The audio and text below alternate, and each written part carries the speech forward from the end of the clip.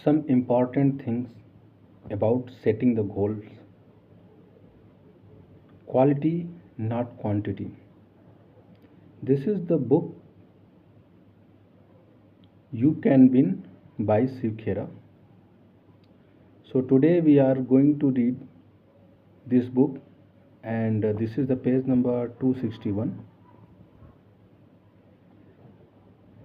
Here, author is describing about the quality of goal, not the quantity.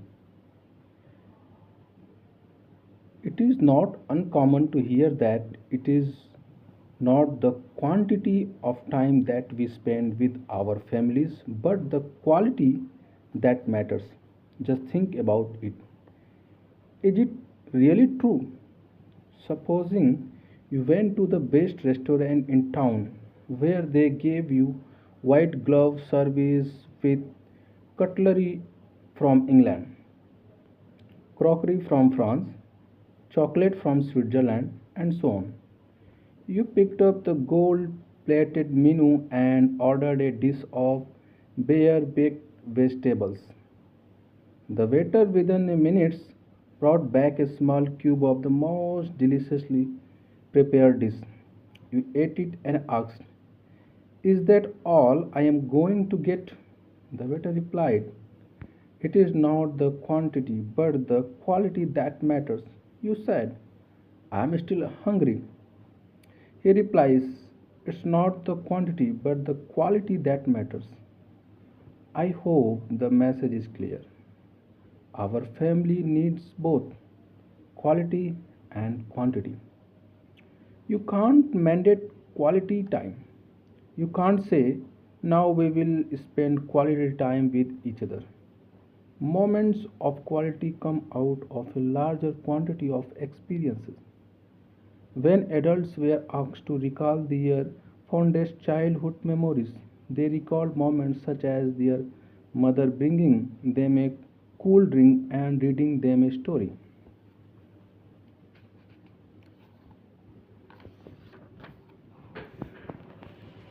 Where they were sick, when they were sick. Out of the time spent in mundane situations with friends and family members come precious moments like sharing a joke or insight, receiving a smile of encouragement when it is most needed, or helping a friend through a tough time.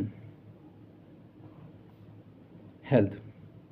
If we lose our health in the process of earning money, then we lose money in trying to regain our health.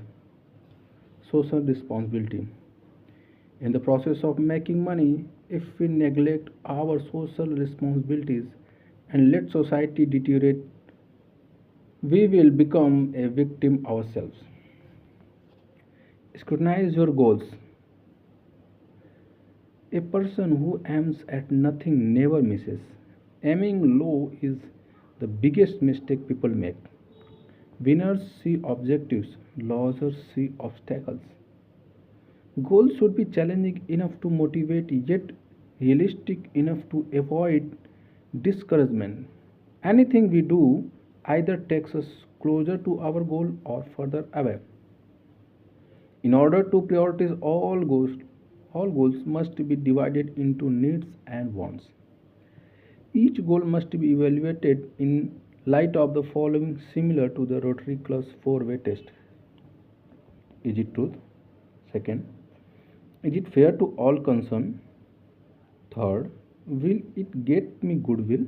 Fourth, will it get me health, wealth, and peace of mind? Fifth, is it consistent with my other goals? Sixth, can I commit myself to it? And last, why is this goal important? The following examples fail the test. If one of a person's goal is to be the embodiment of good health with no money, it is quite obvious that it will be hard to achieve. That means it is not consistent with their other goals. A person could make all the money in the world, yet if he loses his family and health, is it worth it? Obviously not. A person could make $1 million by selling drugs, but then for the rest of his life, he would be running from the law. This kind of behavior would be socially reprehensible, illegal, and takes away peace of mind and goodwill. We must be able to answer the question why this goal is important. Because why is your motivation? The bigger the why, the easier the how. In fact, don't even worry about the how, just get the why. Get a compelling reason. The more compelling the reason, the greater the motivation. All great achievers had a big why. They did not know how. In fact, the how came later and much easier because they had a big why. Evaluate each of your goals by putting it to the 7 questions test above and make sure all your goals are in congruence. Goals without action are empty dreams. Action turns dreams into goals. Even if a person misses his goals, it does not make him a failure. Delay does not mean defeat. It only means we have to revise our plan to reach our target. Just like a camera needs focus to take a good picture, we need goals to make a productive life. Goals should be consistent with our values. Goals lead to purpose in life. It is the starting point for success. Aim for the moon. Even if you miss, you will become one of the stars. All of us in this world have a purpose in life, and that purpose, of course, varies from person to person. An orchestra would be pretty dull if everyone played the same instrument. Make no little plans, they have no magic to stir man's blood. Make big plans, aim high in hope and work. By Daniel H. Burnham. It doesn't matter where we are today. What really matters is the direction we are heading in. Effort and courage without purpose is wasted. Worry leads to negative goal setting.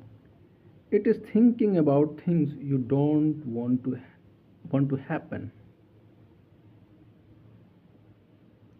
Activity is not the same as accomplishment. Do not confuse motion and progress. A rocking chair keeps moving but covers no distance. There is big difference between activity and accomplishment. This was demonstrated by a French scientist named Faber. He conducted an experiment with processionary caterpillars. These caterpillars instinctively follow the one in front of them. Fabre arranged them in a circle on the rim of a flower pot. Thus, the lead caterpillar was behind the last one. Fabre put pine needles, food for the caterpillars, in the center of the flower pot. The caterpillars kept traveling around in a circle on the pot's rim. Eventually, after a week of circle around, they dropped dead of exhaustion and starvation with food only inches away from them. We need to learn a lesson from the caterpillars. Just because you are doing something doesn't mean you are getting anywhere. One must evaluate one's activity in order to have accomplishment. A pilot got onto the public address system and said, "We have good news and bad news. The good news is the tailwinds are favorable and we shall reach our destination 1 hour ahead of time. And the bad news is our navigation system is not working and we do not know where we are heading." If we confuse activity with accomplishment, we could be making great time, but we don't know our destinations. Meaningless goals. Many times we have totally useless goals and we end up with losing our energy in life. We all have seen a dog sitting relaxed by the roadside corner. The moment a vehicle comes, he jumps up, runs behind the car, goes 50 yards but doesn't catch the car. He comes back relaxed and sits back at the same spot. Till how long? Till the next car comes. Again he jumps, runs full speed behind the car, goes 50 yards, doesn't catch the car, comes back and relaxes. Again he sits back at the same spot. Till the next car comes. A man was observing this dog's behavior and he asked his friend, "Do you think this dog will ever be able to catch the car?" His friends replied, "That's not even the question that came to my mind. I am wondering what he will do if he ever caught one." Many times in life, we keep behaving like the dog, chasing totally useless goals and losing energies in life. A good plan executed now is better than a perfect plan next week. By General George S. Patton. Now, this is the end of this chapter by You Can Win. Thank you.